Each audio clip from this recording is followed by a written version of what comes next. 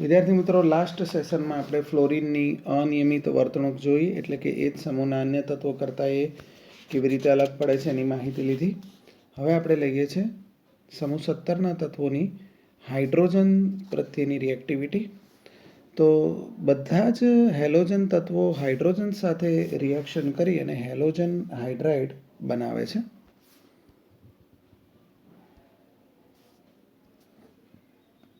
Hydrogen સાથે જોડાવાની વૃત્તિ ફ્લોરાઇડથી આયોડાઇડ તરફ જઈ એમ ઘટે છે. આ સંયોજનો પાણીમાં દ્રાવ્ય થઈને હાઇડ્રોહાલિક એસિડ બનાવે છે, જેની એસિડિક પ્રબળતાનો ક્રમ આ પ્રકારે છે. અનુક્રમે ચડતો ક્રમ જોઈએ તો hydrofluoric acid, hydrochloric acid, hydrobromic acid અને હાઇડ્રોઆયોડિક એસિડ. આ હેલાઇડ સંયોજનોની સ્ટેબિલિટી સમૂહમાં ઉપરથી નીચે તરફ જઈ એમ HX બંધની વિયોજન એન્થાલ્પી વધવાની સાથે ઘટે છે.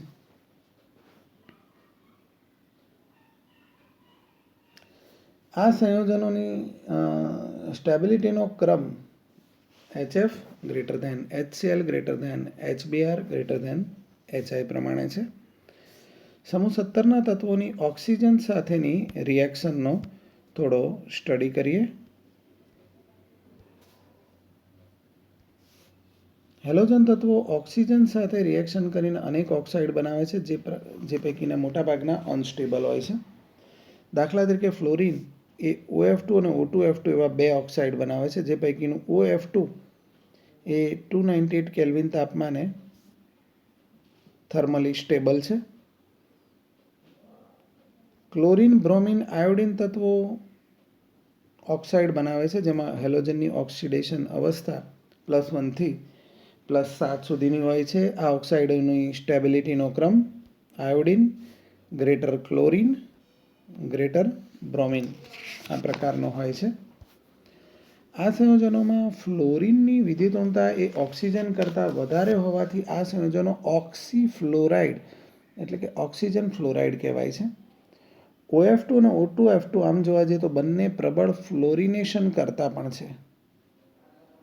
અને O2F2 એ પ્લુટોનિયમનું Pu-6માં ઓક્સિડેશન કરે છે, આ રીતે કે જેમાં જોઈ શકાય કે પ્લુટોનિયમનો ઓક્સિડેશન નંબર 0 માંથી +6 થયો, એટલે ઓક્સિડાઇઝ થયું. આ પ્રક્રિયાનો ઉપયોગ વપરાઈ ગયેલ ન્યુક્લિયર બળતણમાંથી પ્લુટોનિયમને Pu-6 સ્વરૂપે દૂર કરવા માટે થાય છે.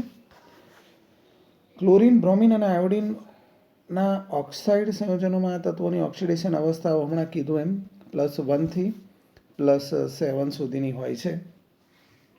કેમિકલ કાઇનેટિક્સ અને થર્મોડાયનેમિક્સના પરિબળોના સંયોગીકરણના કારણે સામાન્ય રીતે હેલોજન તત્વો દ્વારા બનતા ઓક્સાઇડ સંયોજનોની સ્ટેબિલિટીનો ઘટતો ક્રમ જે હમણાં આપણે દર્શાવ્યો. આયોડિનના ઓક્સાઇડ સંયોજનોની સ્ટેબિલિટીનું મુખ્ય કારણ આયોડિન અને ઓક્સિજન વચ્ચેની ધ્રુવણીયતા કહી શકાય.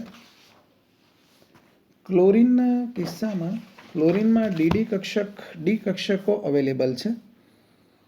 એના કારણે ક્લોરિન અને ઓક્સિજન વચ્ચે અનેક બંધો બને છે, જેના કારણે એની સ્ટેબિલિટી વધી જાય. બ્રોમિનમાં આ બંને લાક્ષણિકતાઓના સ્વભાવના કારણે બ્રોમિનના ઓક્સાઇડ સંયોજનોની સ્થાયીતા સૌથી ઓછી છે, કારણ કે એમાં આ બંને લાક્ષણિકતાઓનો અભાવ જોવા મળે, જેના કારણે એની સ્ટેબિલિટી ઓક્સાઇડોની સ્ટેબિલિટી ઘટે છે. હેલોજનની ઊંચી ઓક્સિડેશન અવસ્થા ધરાવતા ઓક્સાઇડ સંયોજનોની સ્ટેબિલિટી એ હેલોજનની નીચી ઓક્સિડેશન અવસ્થા ધરાવતા ઓક્સાઇડ સંયોજનોની સ્ટેબિલિટી કરતાં વધારે હોય છે. ક્લોરિનના ઓક્સાઇડ સંયોજનો Cl2O, ClO2, Cl2O6 અને Cl2O7 વધુ પ્રબળ ઓક્સિડેશન કરતા છે અને વિસ્ફોટક વલણ પણ ધરાવે છે. ClO2 એ કાગળના માવા અને કાપડ ઉદ્યોગમાં બ્લીચિંગ એજન્ટ વિરંજન કરતા તરીકે અને પાણીના શુદ્ધિકરણમાં પણ એ ઉપયોગી થાય છે. બ્રોમિનના જે ઓક્સાઇડ સંયોજનો છે Br2O3, BrO2, BrO3 એ સૌથી ઓછા સ્થાયી હેલોજન ઓક્સાઇડ સંયોજનો છે, જેની અગાઉ આપણે ચર્ચા કરી, અને માત્ર નીચા તાપમાને જ એ અસ્તિત્વ ધરાવે છે અને ખૂબ વધુ પ્રબળ ઓક્સિડેશન કરતા પણ છે.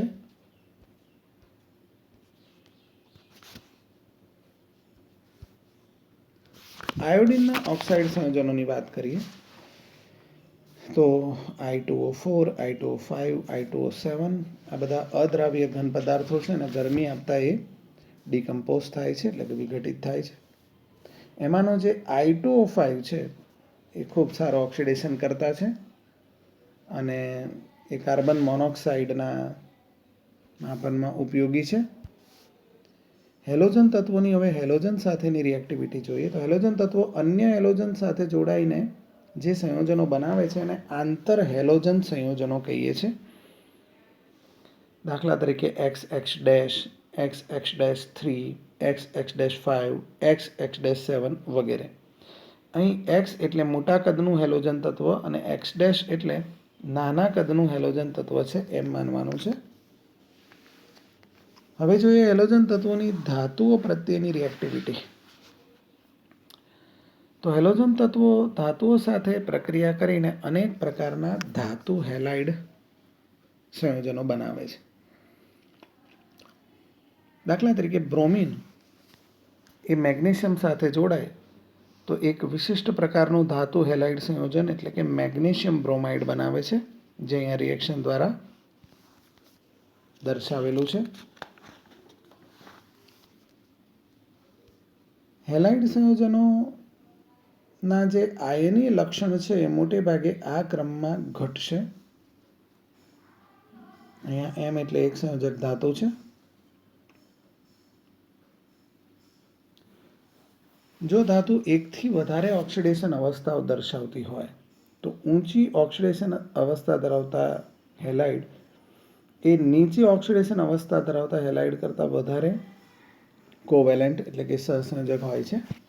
દાખલા તરીકે SnCl4, PbCl4, UF6 અને SbCl5 એ અનુક્રમે SnCl2, PbCl2, UF4 અને SbCl3 કરતાં પ્રમાણમાં વધારે સહસંયોજક છે. એકવાર આ વસ્તુને રિપીટ કરીએ. હેલોજન તત્વોની ધાતુ સાથેની રિએક્ટિવિટી તો અનેક ધાતુઓ સાથે જોડાઈને હેલાઇડ સંયોજનો બનાવે છે. જેમ કે આપણે વાત કરી, બ્રોમિન એ મેગ્નેશિયમ સાથે જોડાઈને મેગ્નેશિયમ બ્રોમાઇડ બનાવે છે. હેલાઇડ સંયોજનો માટે આયનીય લક્ષણનો ક્રમ યાદ રાખશો. MF greater than MCl greater than MBr greater than MI. M એટલે એક સંયોજક ધાતુ. જો ધાતુ એકથી વધારે ઓક્સિડેશન સ્ટેટમાં અવેલેબલ હોય તો ઊંચી ઓક્સિડેશન સ્ટેટ ધરાવતા હેલાઇડ સંયોજનો એ નીચી ઓક્સિડેશન સ્ટેટવાળા હેલાઇડ સંયોજનો કરતાં વધારે સહસંયોજક હોય છે. જેમ કે SnCl4 એ SnCl2 કરતાં, PbCl4 એ PbCl2 કરતાં, UF6 એ UF4 કરતાં અને SbCl5 એ SbCl3 કરતાં વધારે સહસંયોજક હોય છે. નેક્સ્ટ જોઈએ ક્લોરીન વાયુની બનાવટ, એના ગુણધર્મો અને એની ઉપયોગિતા.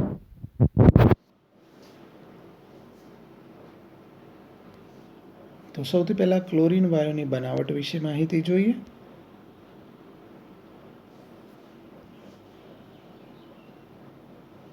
મેંગેનીઝ ડાયોક્સાઇડ, જેને આપણે પાયરોલ્યુસાઇડ પણ કહીએ છીએ, એની સાંદ્ર HCl સાથે રિએક્શન થઈ અને ક્લોરીન બને છે. શીલે 1774માં રિએક્શન દર્શાવી. અહીંયા જોઈ શકીએ MnO2 અને HCl સાથેની રિએક્શનથી MnCl2 અને Cl2 બન્યું અને પાણી રિલીઝ થયું. અત્યારના સમયમાં જો કે HCl નથી વપરાતો, એની જગ્યાએ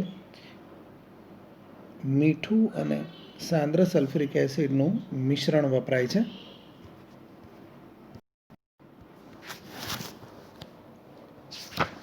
કંઈક આ પ્રકારે એની રિએક્શન જોવા મળે.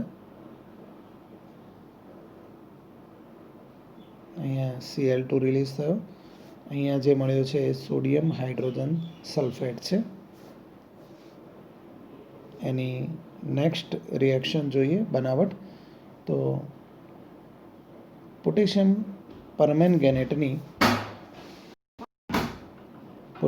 પરમેંગેનેટની હાઇડ્રોક્લોરિક એસિડ સાથેની પ્રક્રિયાથી પણ ક્લોરીન વાયુ મળી શકે. આ રીતે Cl2 રિલીઝ થાય. ડિકન અથવા તો ડેકન પદ્ધતિથી પણ ક્લોરીન મળે. એમાં 723 કેલ્વિન તાપમાને કોપર ક્લોરાઇડ ઉદ્દીપકની હાજરીમાં HCl વાયુનું